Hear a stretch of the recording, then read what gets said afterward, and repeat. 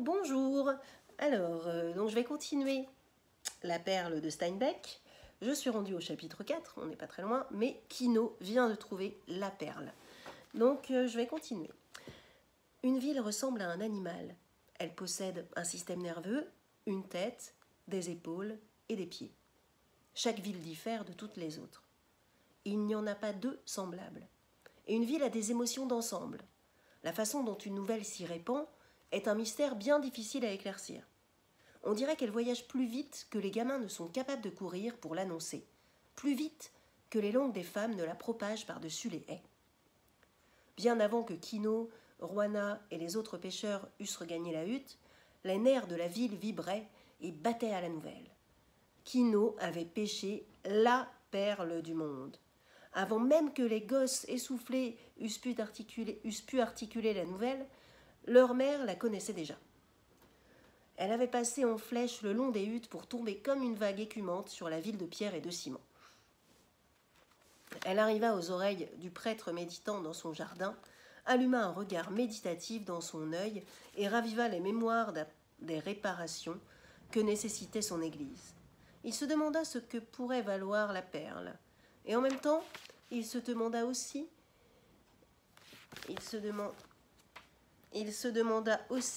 s'il avait baptisé l'enfant de Quinault et s'il l'avait marié pour commencer. La nouvelle parvint aux boutiquiers qui rêvèrent devant leur stock de costumes d'hommes invendus. La nouvelle atteignit le docteur pendant qu'il donnait une consultation à une femme dont la seule maladie était la vieillesse, bien que ni elle ni le docteur ne voulussent l'admettre. Et quand l'identité de Quinault fut clairement établie, le docteur prit un air tout à la fois sévère et judicieux. « C'est un de mes clients, fit-il. Je soigne son enfant pour une piqûre de scorpion. » Et ses yeux virèrent dans leur petit nid de graisse à l'évocation de Paris. Il se représentait la chambre d'hôtel qu'il avait habitée là-bas, comme un vaste et luxueux palais, et conservait de la femme aux traits durs qui avait vécu avec lui le souvenir d'une jeune fille ravissante et douce, bien qu'elle n'eût jamais été rien de tout cela. Le docteur détourna les yeux de la vieille et se vit trônant dans un restaurant parisien, tandis qu'un sommelier débouchait une bouteille de vin devant lui. La nouvelle était parvenue tout de suite aux mendiants sous le porche de l'église, et elle les fit glousser de plaisir, car il savait par expérience qu'il n'est pas de plus généreux donateur qu'un pauvre auquel la fortune sourit tout à coup. Quinault avait trouvé la perle du monde. Dans les petites officines en ville, on trouve les hommes qui achètent les perles aux pêcheurs. Installés dans leur fauteuil, ils attendent que les perles viennent à eux. Et alors ils jacassent, chicanent, braillent et menacent jusqu'à ce qu'ils aient atteint le prix le plus bas que le pêcheur peut accepter. Mais il y a un prix au-dessous duquel ils n'osent jamais descendre. Car il arrive que, de désespoir, le pêcheur s'en aille offrir ses perles à l'église. Et lorsque le marché conclut, l'acheteur reste seul devant les perles, ses doigts jouent nerveusement avec elles et il rêve de les posséder. Car en fait, il n'y a pas plusieurs acheteurs. Il n'y en a qu'un seul.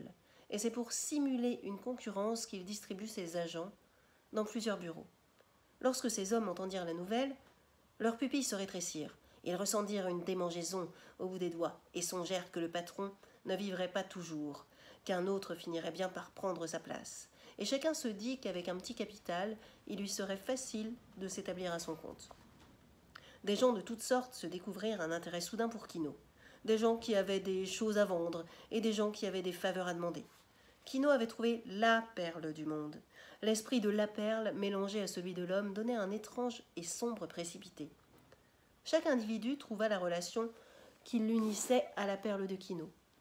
Et celle-ci devint part de tous les rêves, les calculs, les projets, les plans, les espérances, les vœux, les besoins, les désirs et les fringales de chacun. Et à tout cela, un seul être faisait obstacle, Quinault, si bien que, étrangement, il devint l'ennemi de tous. La nouvelle avait éveillé un sentiment noir et diabolique dans la ville. Et cette sombre mixture était comme le scorpion, ou comme la faim exaspérée par l'odeur des victuailles, ou la solitude quand l'amour se refuse. Les poches à venin de la ville se mirent à sécréter le poison et la cité entière s'enfla sous sa poussée. Mais Quinault et Roanna ne savaient rien de tout cela. Comme ils se sentaient heureux et exaltés par le bonheur, ils pensaient que chacun partageait leur joie. Juan, Thomas et Apollonia la partageaient et ils composaient le monde, eux aussi. À la fin de l'après-midi, lorsque le soleil eut enjambé les montagnes dans la mer, Quinault vint s'accroupir près de sa femme dans sa maison. Les voisins emplissaient la hutte. Quinault gardait la perle au creux de sa main et la sentait vivante et chaude, tandis que, s'embellissant l'une et l'autre, la musique de la perle se fondait avec celle de la famille. Les voisins admiraient la perle dans la paume de Quinault et se demandaient comment une telle chance pouvait arriver à un homme. Et Juan Thomas, qui, parce qu'il était le frère de Quinault, s'était accroupi à la droite de celui-ci, demanda « Que feras-tu maintenant que tu es devenu un homme riche ?» Quinault plongea son regard dans sa perle, tandis que Juana, abaissant les paupières, ramenait son châle sur son visage pour dissimuler son émotion. Dans la flamme de la perle se formaient des images que l'esprit de Quinault avait autrefois caressées, puis abandonnées comme impossibles. Dans la perle, il vit Juana, Coyotito et lui-même, debout puis agenouillés devant le grand autel. Le prêtre les mariait, maintenant qu'ils avaient de quoi payer. « Nous allons nous marier, à l'église, annonça-t-il à voix basse. Dans la perle, il vit comment il serait habillé. Juana dans un châle neuf, tout raide de nouveautés, et au bas de la longue jupe, Quinault vit dépasser ses pieds chaussés de souliers. C'était là, dans la perle, c'était là qu'il voyait l'image. Lui aussi portait des habits blancs, tout neufs, et il tenait un chapeau à la main. Pas un chapeau de paille, mais un beau feutre noir. Et lui aussi avait des chaussures, non pas des sandales, mais de vrais souliers à lacets. Et Coyotito, c'était lui qu'il fallait voir, était vêtu d'un costume marin bleu, le costume des marins américains, avec, sur la tête, une petite casquette de yachtman, comme celle que Quinault avait vue il y avait longtemps à bord d'un bateau de plaisance ancré dans l'estuaire. Toutes ces choses, Quinault les vit dans la perle luisante et il dit « Nous aurons des habits neufs. » Et la musique de la perle s'éleva, comme une fanfare de trompette dans ses oreilles. Puis, sur la surface grise et tendre, apparurent les petites choses que Quinault désirait. Un harpon pour remplacer celui qu'il avait perdu l'an dernier. Un nouveau harpon de fer, avec un anneau au bout de la flèche. Et encore, mais son esprit osait à peine le formuler. Un fusil. Mais pourquoi pas, puisqu'il était tellement riche à présent. Et Quinault vit dans la perle, Quinault tenant une carabine Winchester au poing. Un rêve éveillé, le rêve le plus fou, mais tellement agréable. Ses lèvres hésitèrent avant de dessiner les mots. Un fusil. Un fusil, peut-être. C'est le fusil qui rompit les digues. C'était l'objet hors d'atteinte. Et si Quinault pouvait concevoir l'idée d'un fusil, alors il n'y avait plus de limite à ses désirs. Car on dit que l'homme n'est jamais satisfait, qu'une chose lui soit offerte et il en souhaite une seconde. Cela est dit dans un sens de dénigrement. Et c'est cependant là une des plus grandes qualités de la race humaine, celle qui la rend supérieure aux animaux, lesquels se contentent de ce qu'ils ont. Silencieusement entassés dans la maison, les voisins opinaient du chef en écoutant ses rêves délirants. Au fond de la pièce, un homme chuchota « Un fusil, il va avoir un fusil !» La musique de la perle clamait triomphalement aux oreilles de Quinault. Juana releva la tête, les yeux agrandis d'admiration, devant le courage et l'imagination de son mari. Et maintenant que les digues étaient rompues, une force électrisante l'empoigna. Dans la perle, il vit Coyotito à l'école, assis devant son petit pupitre, comme les enfants qu'il avait aperçus par une porte entr'ouverte. Et Quinault portait un veston, un col blanc et une large cravate de soie. Et qui plus est, Coyotito écrivait sur une grande feuille de papier. Quinault regardait les voisins d'un œil fulgurant. « Mon fils ira à l'école », annonça-t-il à ses auditeurs abasourdis. Juana retint son souffle. Ses yeux brillants étaient rivés sur le visage de son mari. Elle les baissa une seconde sur Coyotito, qui gisait dans ses bras, comme pour s'assurer que la chose était possible. Mais l'inspiration prophétique illuminait maintenant le visage de Quinault. « Mon fils saura lire dans les livres. Mon fils saura tracer les chiffres, et tout cela nous rendra libres, car il aura la connaissance des choses, et à travers lui, nous l'aurons aussi. » Et dans la perle, Quinault se vit accroupi près du feu avec Juana, tandis qu'à leur côté, Coyotito lisait dans un gros livre. « Voilà ce que fera la perle, déclara Quinault. C'était la première fois de sa vie qu'il prononçait autant de mots d'un seul coup. Et soudain, il eut peur de ses paroles. Sa main se referma sur la perle et en éteignit l'éclat. Quinault avait peur comme a peur l'homme qui a dit « je veux » sans savoir. Et les voisins comprirent qu'ils avaient été les témoins d'une grande merveille, que le temps se comptait se compterait maintenant à partir de la perle de Kino et que pendant de longues années on discuterait encore de l'événement. Et si ces choses devaient un jour appartenir au passé, on rappellerait le visage changé de Kino, ses paroles, ses yeux étincelants, et l'on dirait « C'était un homme transfiguré. Un pouvoir lui avait été donné, et c'est alors que tout a commencé. Vous voyez le grand homme qu'il est devenu depuis ce moment-là. Eh bien, j'ai vu la chose se produire devant mes yeux. » Mais si tous les projets de Kino n'aboutissaient à rien, alors ses mêmes voisins diraient « C'est ainsi que ça a commencé. Une folie insensée l'a pris, et il a dit des choses extravagantes. Que Dieu nous préserve d'une pareille erreur. Oui, Dieu a puni Kino parce qu'il s'est révolté contre son sort. Vous voyez ce qu'il est devenu. Et je l'ai vu de mes yeux perdre la raison. » Kino abaissa le regard sur sa main fermée et sur le poing qui avait frappé la porte. La chair se resserrait et se couvrait maintenant de croûte. Le crépuscule descendait. Juana noua son châle sous le bébé pour le suspendre contre sa hanche. Puis, allant au trou du foyer, elle découvrit un tison sous les cendres, cassa quelques brindilles au-dessus et l'éventa pour le ranimer.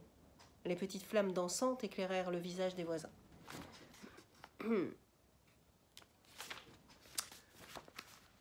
Ils savaient qu'ils auraient dû rentrer chez eux pour le dîner du soir, mais ils n'avaient pas envie de partir. Bientôt il fit presque noir et le foyer de Juana projetait des ombres sur les murs de branchages lorsque de bouche en bouche un chuchotement parvint à l'intérieur. « Le père arrive, le prêtre !» Les hommes se découvrirent et s'effacèrent de l'entrée tandis que les femmes drapant leurs châles sur leurs visages baissaient les yeux. Kino et son frère Juan Thomas se levèrent et le prêtre entra. Un vieil homme grisonnant, à la peau ridée, un regard alerte et incisif. Il considérait tous ces gens comme des enfants et les traitait comme tels. « Kino, dit-il d'une voix douce, tu as été nommé, d'après un grand homme, un des pères de l'Église. » Il faisait ronronner sa voix comme une bénédiction. « Ton homonyme a soumis le désert et pacifié le cœur de ton peuple. Le savais-tu? C'est dit dans les livres. » Kino regarda vivement vers Coyotito, dont la petite tête reposait sur la hanche de sa mère. « Un jour, lui disait son esprit, un jour, cet enfant saura ce qui est dans les livres et ce qui n'y est pas. Dans le cœur des Kino, la musique s'était tue, mais voilà que lentement, faiblement, la mélodie du matin, la musique du mal, de l'ennemi s'éleva, mince et ténue encore. Et Kino regardait les voisins en se demandant qui pouvait l'avoir apporté. Mais le prêtre avait repris. « Il est venu à mon oreille que tu avais trouvé une grande fortune, une grosse perle. » Ouvrant la main, Kino l'attendit et le curé suffoqua légèrement devant sa taille et sa beauté. Puis il dit « J'espère, mon fils, que tu songeras à remercier celui qui t'a donné ce trésor et à le prier pour qu'il te guide dans l'avenir. » Kino acquiesça sans un mot, et ce fut Juana qui répondit humblement « Oui, mon père, et nous allons nous marier maintenant, c'est Kino qui l'a dit. » Du regard, elle appela la confirmation des voisins et tous opinèrent solennellement. « Il est doux de constater, poursuivit le prêtre, que vos premières pensées sont de bonnes pensées. Dieu vous bénisse, mes enfants. » Il pivota et sortit vivement, et les gens s'effacèrent pour le laisser passer. Mais la main de Kino s'était refermée, et il jetait des regards soupçonneux autour de lui, car dans ses oreilles, le chant maudit affrontait crûment la musique de la perle. Les voisins s'esquivèrent. Juana s'accroupit devant l'âtre et posa le pot de terre plein de haricots bouillis sur la petite flamme. Kino s'en vint sur le pas de la porte et regarda au dehors. Comme d'habitude, il renifla l'odeur de fumée des autres foyers. Il vit les étoiles vaporeuses et, ressentant l'air humide de la nuit, il se couvrit le nez pour s'en préserver. Le chien maigre s'approcha de lui et lui fit fête, la queue frétillante comme un drapeau battu au vent. Et Kino, abaissant les yeux sur lui, le regarda sans le voir. Il avait forcé l'horizon et se retrouvait maintenant dans un paysage noyé et désolé. Il se sentait seul et désarmé. Et les crissements des grillons, les cris perçants des grenouilles d'arbres et les coassements des crapauds semblaient reprendre en chœur la mélodie du mal. Kino frissonna un peu et remonta la couverture plus près de son nez. Il tenait toujours la perle serrée dans le creux de sa main, et elle était tiède et douce à sa peau. Dans la maison, il entendait Juana modeler les galettes à petits coups du plat de la main pour les mettre à cuire sur le plateau de terre. La chaude sécurité familiale l'enveloppa, et dans son dos lui parvint le chant de la famille, comme un ronronnement de chaton. Mais en décrivant l'avenir, il lui avait donné corps. Un plan est une chose réelle. et chose projetée est chose expérimentée. Un plan fait et visualisé devient une réalité parmi les autres. Il ne pourra jamais être détruit, mais sera facilement attaqué. Ainsi donc, l'avenir de Kino était réel, mais du moment qu'il l'avait formulé, d'autres forces allaient se dresser pour le détruire. Et Kino le savait. Aussi devait-il se préparer à faire face à l'attaque. Et encore une chose que Kino savait, les dieux n'aiment pas les projets des hommes. Les dieux n'aiment pas le succès humain, à moins qu'il ne soit un accident. Il savait que les dieux se vengent d'un homme qui a réussi par ses propres efforts. C'est pourquoi Kino avait peur des projets. Mais les ayant faits, il ne pourrait jamais y renoncer. Et pour faire face à l'attaque, il se composait déjà une dure carapace contre le monde. Ses yeux et son esprit sondaient le danger avant qu'il se manifestât. Du pas de la porte, il vit 2 hommes approcher. L'un d'eux portait une lanterne qui éclairait leurs jambes et le sol. Ils franchirent l'entrée de la haie et arrivèrent devant lui. Et Kino vit que c'était le docteur, accompagné du domestique qui avait ouvert la porte ce matin. Et le poignet blessé de Kino brûla lorsqu'il les reconnut. Le docteur dit « Je n'étais pas chez moi quand vous êtes venu ce matin, mais maintenant, dès que j'ai pu, je viens voir le bébé. » Debout sur le seuil, Kino bouchait l'entrée. Une haine rageuse brûlait au fond de ses yeux, mais la peur s'y mêlait, car les siècles de servage étaient profondément imprimés en lui. « Le bébé va beaucoup mieux, dit-il brièvement. Le docteur eut un sourire, mais dans leur petite poche lymphatique, ses yeux ne sourirent pas. « Mon ami, fit-il, il arrive que la piqûre du scorpion ait de curieux effets.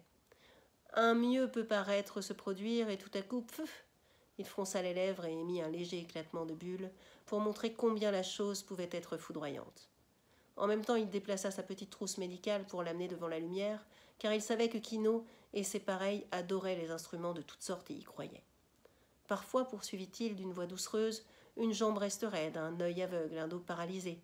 « Ah, mon ami, je connais la piqûre de scorpion, je sais la guérir. » Kino sentit sa haine et sa rage se changer en peur.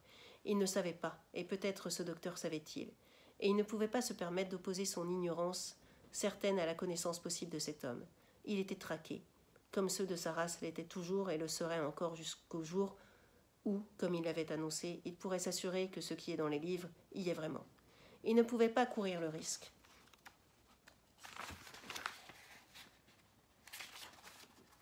Pas avec la vie et la santé de Coyotito. Il s'effaça pour laisser entrer le docteur et son domestique dans la hutte. Lorsqu'elle les vit, Juana se leva et s'écarta du foyer. Et elle recouvrit la tête du bébé des franges de son châle. Quand le docteur s'approcha d'elle et avança la main, elle serra l'enfant contre elle et regarda Kino qui se tenait immobile devant le feu, dont les flammes projetaient de grandes ombres mouvantes sur son visage. Kino approuva de la tête et seulement alors permit-elle au docteur de toucher à l'enfant. « Donnez de la lumière, fit-il. » Et quand le domestique eut levé la lanterne, il considéra la blessure à l'épaule du petit. Il resta un moment, songeur, puis souleva la paupière du bébé et examina son œil en hochant la tête, tandis que Coyotito essayait de lui résister. « C'est bien ce que je pensais, fit-il. Le poison a pénétré profondément, il ne va pas tarder à frapper. Tenez, regardez. » Il maintint la paupière. « Voyez, c'est bleu. » Et Kino, qui regardait anxieusement, vit qu'en vérité, c'était un peu bleu. Mais il ne pouvait pas dire si oui ou non l'œil avait toujours été bleuté. Le piège était tendu. Il ne pouvait pas prendre de risque. Les yeux du docteur larmoyèrent dans leur petite poche. « Je vais lui donner quelque chose pour essayer de détourner le poison, » annonça-t-il. Et il tendit le bébé à Kino. Alors il sortit de sa trousse une petite bouteille de poudre blanche et une capsule de gélatine. Il remplit la capsule de poudre, la referma, puis autour de cette petite première capsule, il en plaça une autre qu'il ferma également. Ses mains étaient agiles. Il prit le bébé et pinça sa lèvre inférieure pour lui faire ouvrir la bouche. Ses gros doigts boudinés déposèrent la capsule tout au fond de la langue de l'enfant, afin qu'il ne puisse pas la cracher. Et ramassant sur le sol le pichet de pulque, il lui en fit avaler une gorgée, et ce fut fait. Il observa encore une fois le globe de l'œil du bébé, et fronçant les lèvres, prit un air méditatif. Finalement, il tendit la petite à Juana et se tourna vers Kino. « Je pense, dit-il, que le poison se manifestera dans l'heure qui va suivre. Le médicament préservera sans doute l'enfant, mais je reviendrai dans 1 heure. Peut-être suis-je arrivé à temps pour le sauver. » Il poussa un long soupir et quitta la hutte, suivi par son domestique, portant la lanterne. Donc, voilà ce 4e chapitre. Bonne journée, bon week-end.